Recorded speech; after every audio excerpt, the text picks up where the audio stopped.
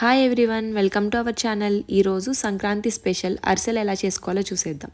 అరిసెలు అంటే ఎవరికి ఇష్టం ఉండదు చెప్పండి. ఇది చాలా సింపుల్గా బిగినర్స్ కూడా చాలా ఈజీగా చేసుకునేలాగా పక్కా కొలతలతో చెప్పానండి. ప్రాసెస్లోకి వెళ్ళే ముందు ఛానల్ని సబ్స్క్రైబ్ చేసుకోవడం మర్చిపోకండి. ముందుగా అరిసెలు చేయడం కోసం 2 days ముందే 1/2 kg రేషన్ బియ్యాన్ని నానబెట్టుకోవాలండి. ఎవ్రీ 6 to 8 hours ఒకసారి వాష్ చేసి వాటర్ని చేంజ్ చేసుకుంటూ ఉండాలి. ఇలా 48 hours నానబెట్టిన బియ్యాన్ని ఒకసారి మళ్ళీ బాగా వాష్ చేసి వాటర్ మొత్తాన్ని వంపేసుకొని ఒక టవల్ మీద పరిచి ఫ్యాన్ కింద డ్రై అయ్యేదాకా డ్రై చేసుకోవాలి. ఇలా కంప్లీట్గా డ్రై అయిపోయిన తర్వాత మిక్సీ జార్లోకి ట్రాన్స్ఫర్ చేసుకొని మిక్సీ పట్టుకొని జల్లెల్లో జల్లించుకోవాలి. మీ దగ్గర కనుక మర పట్టించుకోవడానికి ఆప్షన్ ఉంటే అది బెస్ట్. నా దగ్గర ఆప్షన్ లేక నేను ఇలా మిక్సీ పట్టుకుంటున్నాను. ఆ పిండితో చేసిన అరిసెల టేస్ట్ చాలా బాగుంటుంది. ఇలా జల్లించుకొని పైన వచ్చిన నూకని మళ్ళీ మిక్సీ పట్టుకొని మళ్ళీ జల్లించుకుంటూ ఉండండి. ఇలా జల్లించుకున్న పిండిని మళ్ళీ ఇంకొకసారి జల్లెల్లో వేసి ఇంకొకసారి జల్లించుకొని ఇలా పక్కన పెట్టుకోండి. ఇలా 2 సార్లు జల్లించుకోవడం వల్ల అరిసెలు అనేవి బరక్గా రాకుండా చాలా సాఫ్ట్గా ఉంటాయి. ఇలా జల్లించుకున్న పిండిని పక్కన పెట్టుకుందాం. ఇప్పుడు ఇందులోకి పాకం కోసం 250 grams బెల్లాన్ని తీసుకుందాం.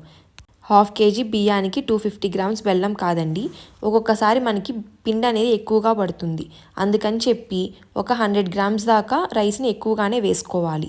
ఇందులోకి ఒక 1/2 cup దాకా వాటర్ని పోసుకొని బెల్లం మొత్తం కరిగిపోయిన తర్వాత పాకం వస్తుందో లేదో మధ్య మధ్యలో చెక్ చేసుకుంటూ ఉండాలి. ఇలా చూపిస్తున్న విధంగా సాఫ్ట్ బాల్ పాకం వచ్చిందంటే మనకి పాకం అనేది రెడీ అయిపోయింది. ఇప్పుడు ఇందులోకి ఒక 35 grams దాకా నెయ్యిని వేసుకుని దాన్ని కూడా బాగా మిక్స్ చేసుకొని స్టవ్ ఆఫ్ చేసుకొని పక్కన పెట్టుకొని మనం ముందుగా ప్రిపేర్ చేసి పెట్టుకున్న బియ్యం పిండిని కొంచెం కొంచెంగా వేసుకుంటూ మిక్స్ చేసుకోవాలి. అరిసెలు చేసేటప్పుడు ఎప్పుడు కూడా ఇంకొకరి హెల్ప్ కావాలండి. ఒకళ్ళే చేసుకోవాలంటే కష్టమైపోతుంది. ఎందుకంటే బెల్లం అనేది ఫాస్ట్గా దగ్గర పడిపోతుంది. అందులోకి ఒకళ్ళు పిండి వేస్తుంటే ఇంకొకళ్ళు ఫాస్ట్గా మిక్స్ చేసుకుంటూ ఉండాలి. నాకు ఇక్కడ నేను ప్రిపేర్ చేసుకున్న పిండి మొత్తం ఇందులోకి పట్టిందండి, ఒక 50 grams తప్ప.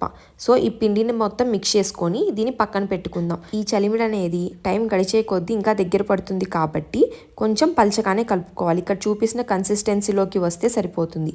ఈ కన్సిస్టెన్సీలోకి వచ్చిన తర్వాత మూత పెట్టి దీన్ని కొంచెం సేపు పక్కన పెట్టుకుందాం. ఒక 1 hour అలా పక్కన పెట్టుకుంటే సరిపోతుంది. 1 hour తర్వాత డీప్ ఫ్రైకి తగినంత నెయ్యిని వేసుకుంటున్నాను. ఈ నెయ్యి కరిగేలోపు మనం అరిసెల్ని చేసుకుందాం. చూసారా పిండి అనేది ఎలా గట్టిపడిపోయిందో. ఇప్పుడు మీకు అరిసెలు ఏ సైజులో కావాలో ఆ సైజ్ బాల్స్ చేసుకొని మన దగ్గర పాలిథిన్ పేపర్స్ కానీ లేకపోతే గోధుమ పిండికి వచ్చే పేపర్స్ ఉంటాయి కదండి, వాటి మీద కానీ చూపిస్తున్న విధంగా అరిసెల్ని చేసుకోవాలి. ఈ అరిసెల్ని నేతిలో డీప్ ఫ్రై చేసుకోవాలి. నెయ్యి మొత్తం కరిగిన తర్వాత ఇందులోకి మనం ముందుగా ప్రిపేర్ చేసి పెట్టుకున్న అరిసెల్ని ఒక్కొక్కటిగా వేసుకొని ఫ్రై చేసుకోండి. ఎందుకంటే మనం అరిసెలు చేసిన తర్వాత వత్తాలి. ఆ అరిసెలు ఒకేసారి అయితే వత్తడానికి కష్టమైపోతుంది. ఒక సైడ్ లైట్గా కాలిన తర్వాత ఫ్లిప్ చేసుకొని 2 sides బాగా వేగేదాకా వేయించుకోవాలి. చూసారా, ఇలా పొంగుతుందంటే అరిసెలు మనకి పర్ఫెక్ట్గా ఉన్నట్టు.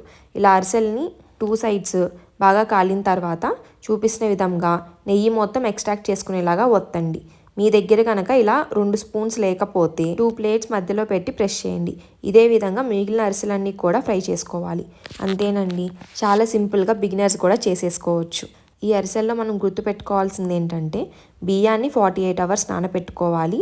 బియ్యాన్ని 2 సార్లు జల్లించుకోవాలి. అలానే పాకం అనేది పర్ఫెక్ట్గా రావాలి. ఈ 3 వచ్చినాయి అంటే పర్ఫెక్ట్గా అరిసెలు ఎవరైనా చేసేయచ్చు. మీరు కూడా ఒక్కసారి ట్రై చేసి ఎలా వచ్చిందో కమెంట్ సెక్షన్లో కమెంట్ చేయడం మర్చిపోకండి. Thanks for watching the video. మరిన్ని వీడియోస్ కోసం ఛానల్ సబ్స్క్రైబ్ చేసుకోవడం మర్చిపోకండి.